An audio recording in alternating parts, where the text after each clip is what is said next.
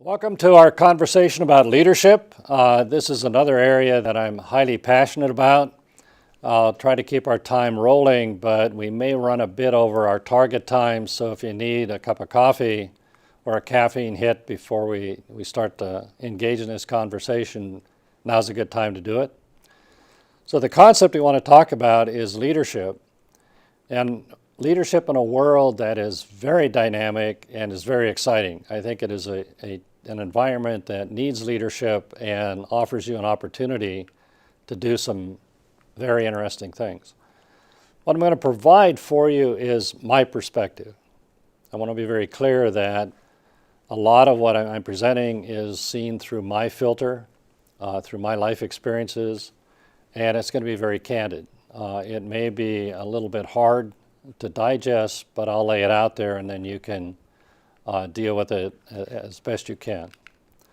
The first thing to understand about leadership today is it's a series of progressions that you start out as an individual contributor, so you're leading knowledge or you're leading an activity. And that's where education and performing a task are stressed. And then you move up through the organization to where when you start to get towards the top, as an executive, your role is to set a strategic direction for an organization. And then some of you may actually end up in a CEO or a C-suite position. And if you're in the chief finance officer, chief information officer, chief marketing officer, there you're starting to lead the organization into unknown places and unknown spaces, and it is a really invigorating time. So I'm going to share some observations that senior leaders have provided me over the years.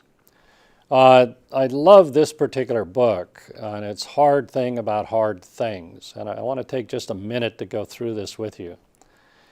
If you're going to lead, get mentally prepared to struggle. And in this book, the author lays out some of the struggles that you're going to face. And I'll just highlight a couple. Struggle is when you don't believe you should be in a senior position, but you need to fight through it. Struggle is when you know you're in over your head, but you're the best the organization's got, so you got to drive through it. Struggle is when the pain doesn't stop. The psychological pain, the pressure that you're feeling from those around you.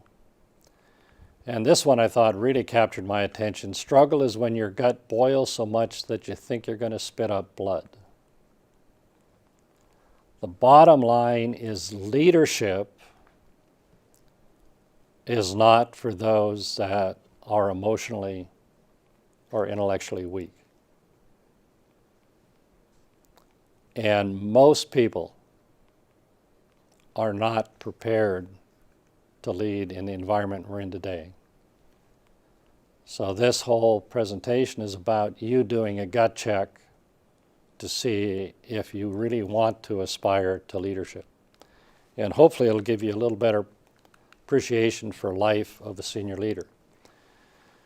Again, towards the top of the organization, the scale that you're dealing with is far beyond what you're dealing with today.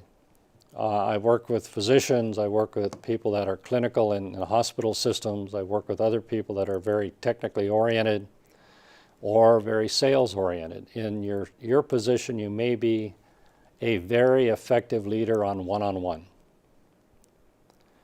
But as you move up, you may find that you are now responsible for thousands of people's lives, not just that patient in front of you. The budget that you're dealing in is not thousands or hundreds of thousands of dollars, but millions of dollars. And what you're spending are not your dollars. Even if you're in a small startup, you may get to the point where you now are playing with other people's money. Stockholders or investors' dollars, and that's going to change your role. You need to be prepared to be on stage 24/7. There is no comment that's off the record.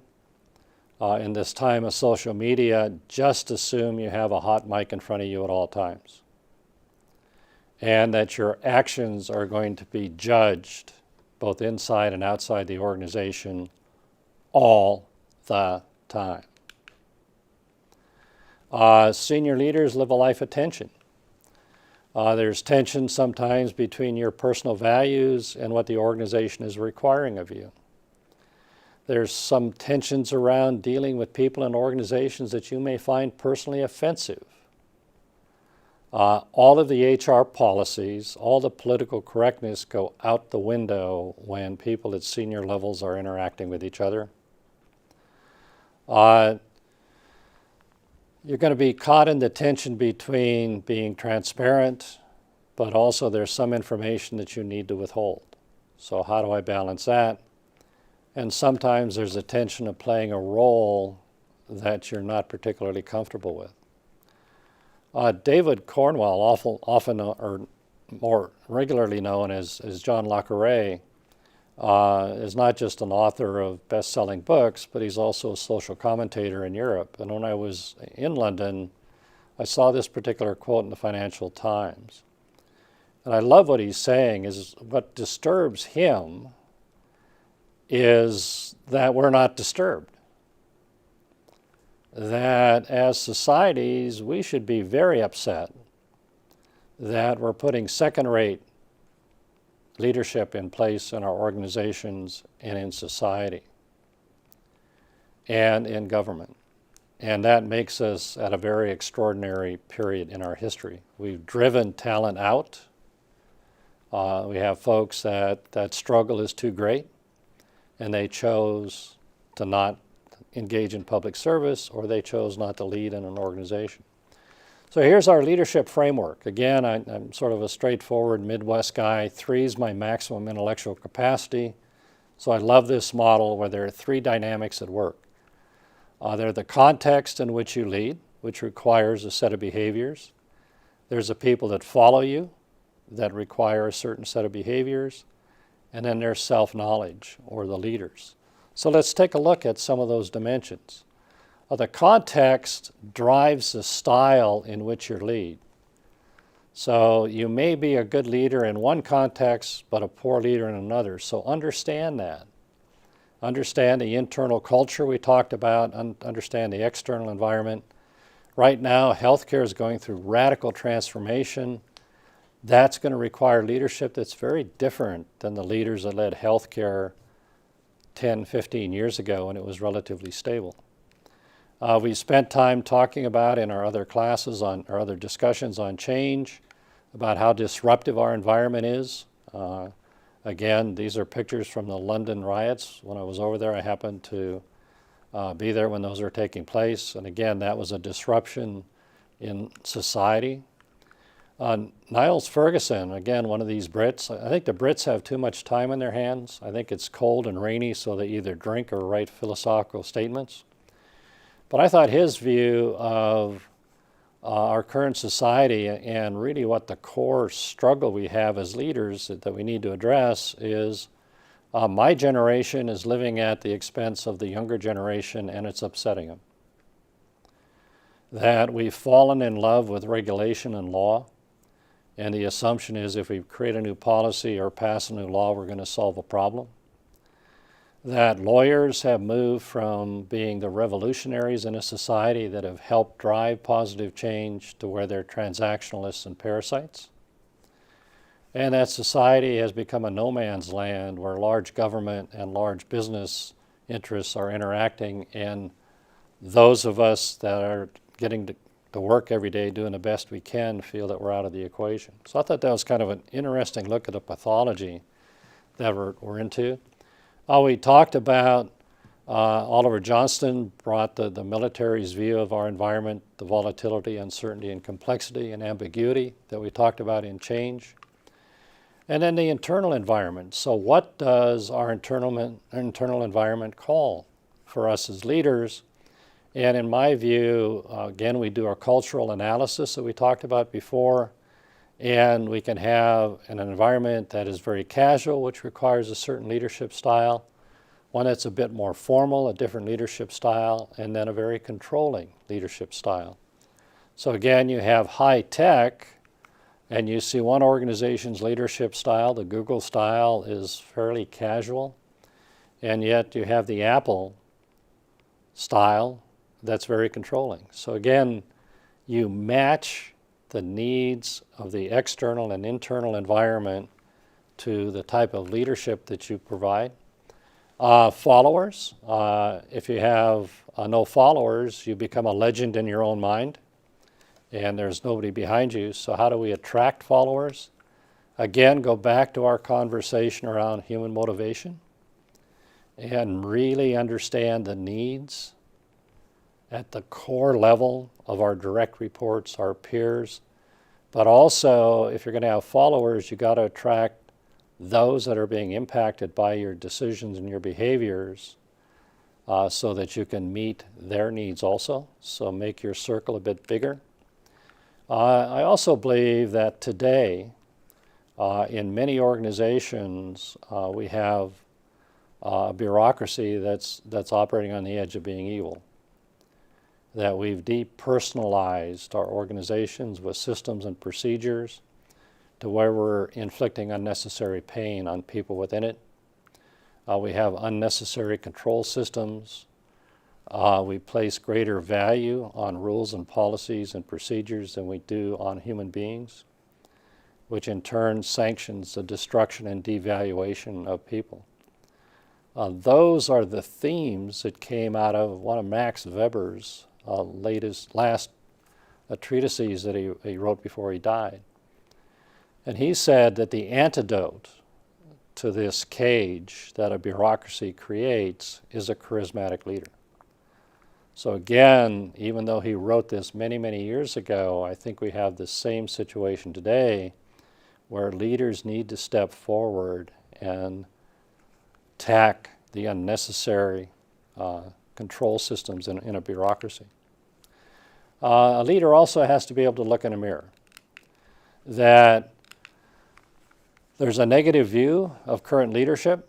Again, our leader at Uber was sort of the poster boy for bad behavior, which led to the behaviors within his organization.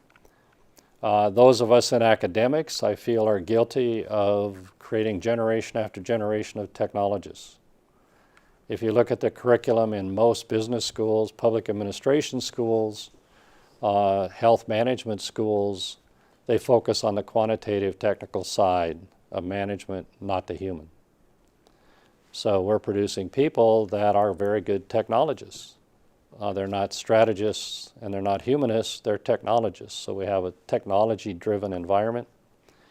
There's a perception that leaders today are very self-directed, that they're in it for themselves, and that oftentimes we have people that are empty suits in leadership positions. There's really no substance behind who they are. They're checking a box, filling a role, doing what needs to be done for self-advancement. On the positive side, what really energizes me is I get an opportunity to work in organizations that are really driving the concept of servant leadership, and they're driving the concept of ethical behavior while being highly effective. And that's where I really get my energy. It is way cool. And hopefully you're in an organization that operates that way. Going back a ways, Kouzes and Posner set up a really interesting study. They laid out these attributes in their research on descriptive side of leadership and leadership behaviors. And they used this questionnaire. Now it's probably over 500,000 people have participated in this survey. And this is what they found that people want in their leaders. The number one attribute they're looking for in their leader is somebody that is honest. They tell it the way it is. The second thing they want is somebody that is forward-looking, that is visionary. They want somebody that can inspire them. And the fourth higher one was they want somebody that knows what the heck they're doing. They want competency in their leaders. So again, here's your scorecard. If you're aspiring to lead, survey your troops and ask them to rate you on these attributes. You need to develop a style that is comfortable in your skin. You can't mimic somebody else and be an effective leader. So understand your core values, what you stand for as a human being, and then lead that way. And if it doesn't fit the organization, find another organization. So don't try to mimic somebody. Don't watch a TED Talk. Don't watch something else. Say, all right, I'm going to lead that way. No, lead from your core. So in today's environment, what are some of the behaviors that we're seeing the workforce telling us that we want leaders to exhibit? They want leaders that are cooperative. Leaders that can work across borders. We had our discussion on teams, people that can reach out and build networks, not just within the organization, but outside of the organization. And Isaacson, again, if you want to read somebody that's a very good writer and study of individuals and concepts, he's fantastic. He wrote a book on Einstein. He wrote the Steve Jobs book. He now has a book out on Michelangelo. And he said that innovation is a result of collaboration, not individual genius. So people want leaders that create that environment so they can collaborate with others, and they collaborate. They want leaders that are masters at networking. They know who within the organization to go to get things done, and they know who outside the organization they need to go to help the organization be successful. James Schooler, a guy that I've worked with in England, again, wrote a very, very good book on leadership, the 3 levels of leadership. And in his book, he talks about mastery. So again, going back to the competency, a leader needs to look in a mirror and test their knowledge and skills. They need to test their attitude towards others. So use 360s and other instruments. And you have to test self-mastery. How aware are you of the buttons that are being pushed and your reaction to the environment that you're in? So very unfiltered look in the mirror and take charge of your emotions. Kouzes and Posner said that we need to lead by modeling the way, being willing to challenge the status quo. We need to enable others to act. We need to create a compelling vision of the future in which other people can see themselves. And we have to be out there in a high-touch role, encouraging the people that we're leading. We can't do it at our desktop. Jim Collins wrote 4 books that, again, I would suggest would be worthwhile to put in your library on the concept of leadership. And I love Collins' work. He's very pragmatic, but he also is a very deep researcher. So what he writes is backed up by solid data. And one of the concepts that he talked about was the hedgehog effect. And he said, if you're going to lead organizations, particularly today, you have to operate in the space where those Venn diagrams come together. So you find a place where you're passionate, you find a place that drives your business model, and you find a place where you can be best in the world. And if you can't be best in the world doing it, contract it out. Quit wasting your resources to try to move from being a D player to a C player. Go hire an A firm to do that work for you. Collins also said that, as we said before, leadership develops on different levels, and going all the way from a very capable individual contributor to, he says, level 5 leaders are those that build enduring greatness in their organization, and that's really hard work. So what does that look like? He said level 5 leaders are able to operate in that space we talked about before of tension. They're humble, but they're fearless. They're modest, but they have a bit of stubbornness in them. I apologize I use this in Sutter, but think of it in your organization. They have ambition for the organization, not for themselves. They have compelling modesty. They generally don't think they're anything special. They have unwavering resolve to get things done. And they're constantly looking out to give credit to other people, and they're stepping up to accept blame. Remember Charlie Beckwith that we talked about before. I want to wrap up with a short story. This is a story from the Battle of the Bulge. And if you take a look at what leadership looks like, in the history journals of the battle, there's one excerpt that I really liked. And there was a tank crew that had just been battered and beaten and bloodied and was having a horrible time. And they're struggling to come into the perimeter where the 101st Airborne and other airborne units were setting up.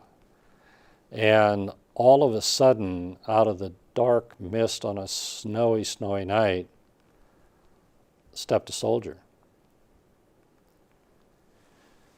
And the soldier said, "What's the story?" And the tank commander said, "We're the only tank left in our platoon. We were decimated. I got several wounded on board the tank, and we're looking for security."